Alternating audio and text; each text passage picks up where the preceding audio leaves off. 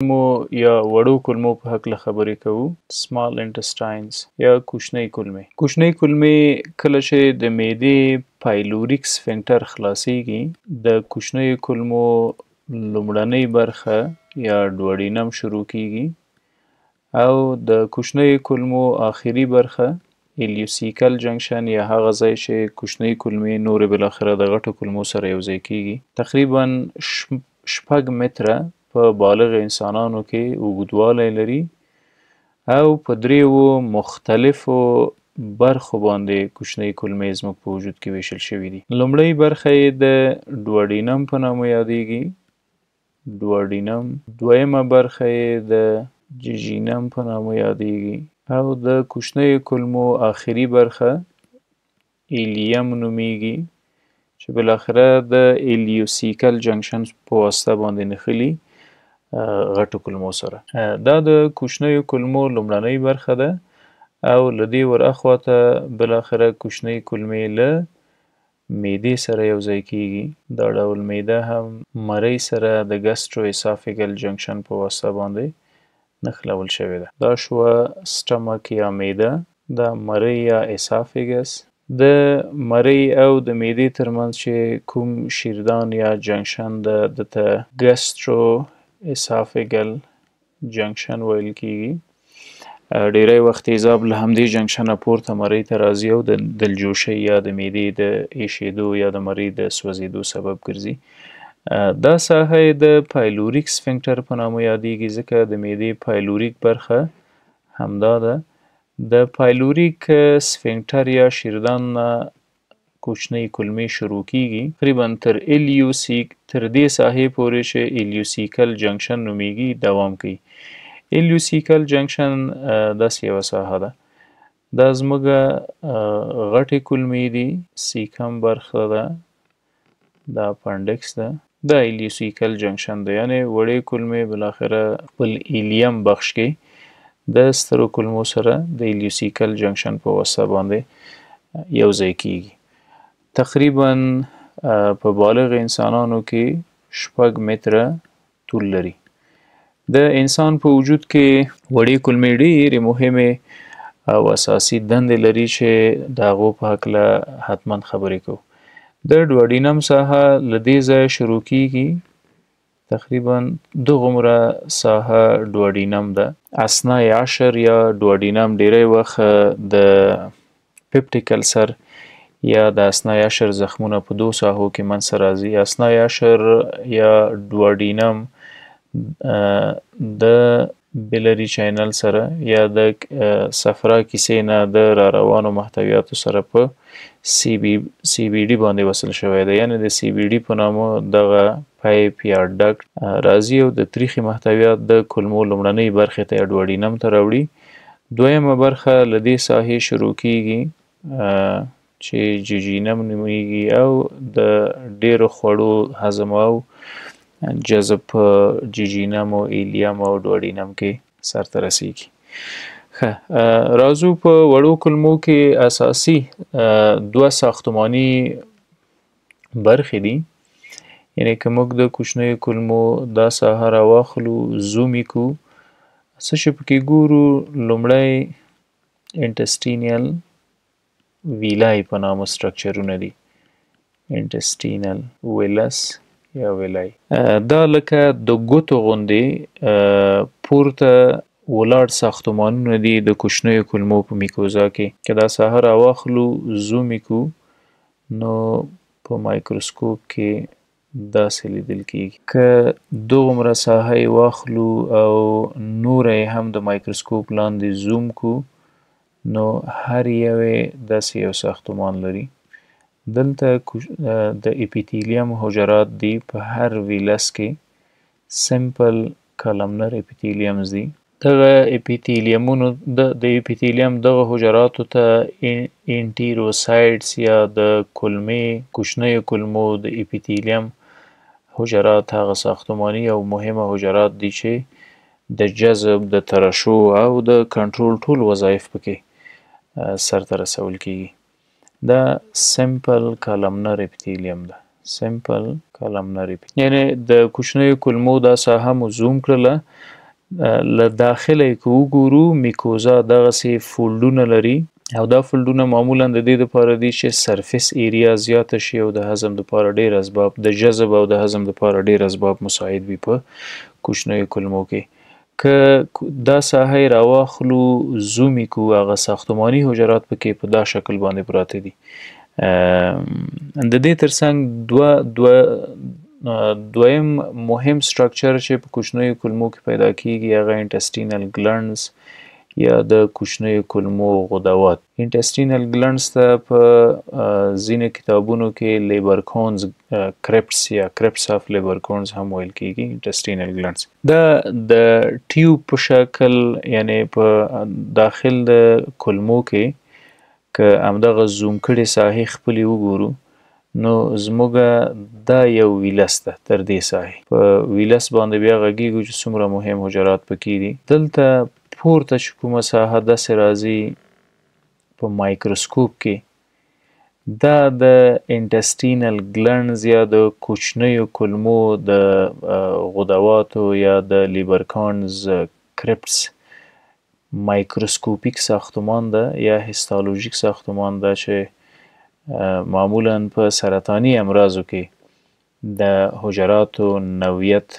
او د حجراتو شکل مطلق بدلیږي دلته هم سمپل کالمنر اپیتیلیمز دي ولی یو څه تفاوت پکې د ویلس په اپیتیلیم په تناسب لیدل کیږي په کوچنیو کې په لومړیو کې د دغه حجرات چې دي د دوی هغه د نمو پروسه یا مایټوسس ډیره تیزه روانه وي څومره چې د مایټوسس پروسه مخکې ځي دغه حجرات بالغه کیږي او بالاخره انتقال کوي تر دې ساحې پورې کله چې دلته را رسیږي د حجره نو د انټیروسایډ په نامه یادیږي د انټیروسایډ په نامه نور یو بالغه د اپیتیلیم حجره ده او دغه انټیروسایډ معمولا شیډ اوټ کیږي مطلق له دې ساحې بالاخره چې کله وخت پوره شو بالغه شوله غوسیږي او د کوچنیو کولمو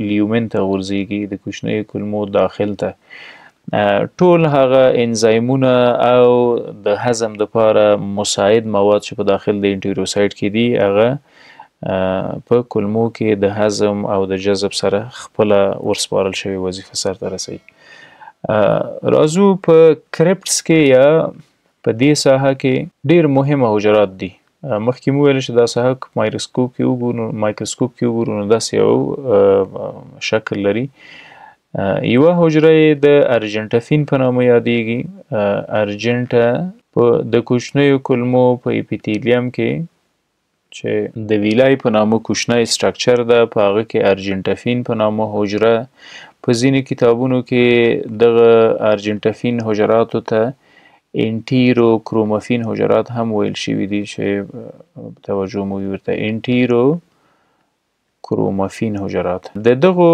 حجراتو وظیفه ډیره مهمه ده د انټرنزیک فیکټر په نامه مواد جوړي انټرنزیک فیکټر او دا انټرنزیک فاکتور څو مهمه او حیاتي وظیفې لري یو خو د وینې په جوړښت کې ونډه لري هیموپایټیک وظیفه لري هیموپایټیک او بله مهمه وظیفه د هیموپایټیک ترڅنګ هیموپایټیک فنکشن د میکوبالامین یا ویټامین B12 په جوړولو کې یا په سنتسس کې او جذب کې ډیره مهمه ونډه لوبوي دغه انټرنزیک فیکټر میکوبالامین یا د ویټامین B12 په ساخت و ساز او جذب دواړو کې مهمه رول لري یوه حجره د انټیرو کرومافین په نامه یا د ارجنټفین په نامه په ویلس کې یا په دې کوچنیو ساختمانونو کې موجوده وله د مهمه وظایف سره چې بالاخره د وینې په جوړښت کې د ویټامین B12 په جوړښت او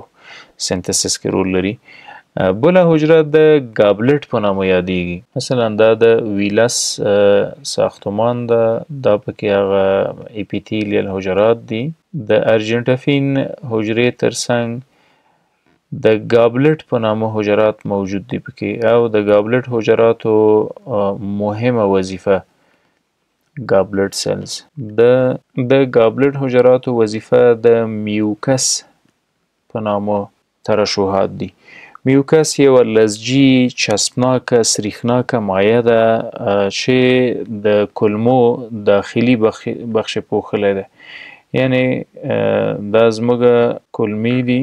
میوکس لکه یوه پرده او سریښناکه پرده د کولمو دغه میکوزل اړخ مکمل اخلي او پوښي. ځکه د کایم کې موجود تیزاب، کایم یعنی په معدې کې خواړه سره د تیزابو مکس شوي دي او کولمو ته راستول شوي دي. دغه میوکس مواد دي چې په خوړو کې موجود مخرب عناصر نه پرېږدي چې زموږ تر اپیتیلیم او تر حجراتو پورې راورسیږي. نو دا د میوکس وظیفه ده. میوکس هم د ګابلټ په نامه د اپیتیلیل حجراتو نه تولیدیږي. بله ډیره مهمه حجره چې په دې اپیتیلیم کې موجوده ده هغه پینت په نامه یادیږي. پینت سل. د پینت سل تر ټولو مهمه وظیفه د ډیفنسین په نامه د موادو تولید ده. د ډیفنسین دا سایټوکاینز دي او وظیفه هم د میکروبونو د جراثیمو او د اجنبي موادو سره جنگ او مبارزه او د هغې له منځه وړل دي. یعنی زموږ په کولمو کې نچرل انټي مایکروبیل ده، طبیعي انټي مایکروبیل ده چې زموږ د وجود د حجراتو په واسطه باندې تولید کیږي او جوړیږي. دا شو د کولمو د ځینو حجراتو نه هغه مخصوص ترشحات چې د کولمو په وظایفو کې ډیره مهمه ونډه لري.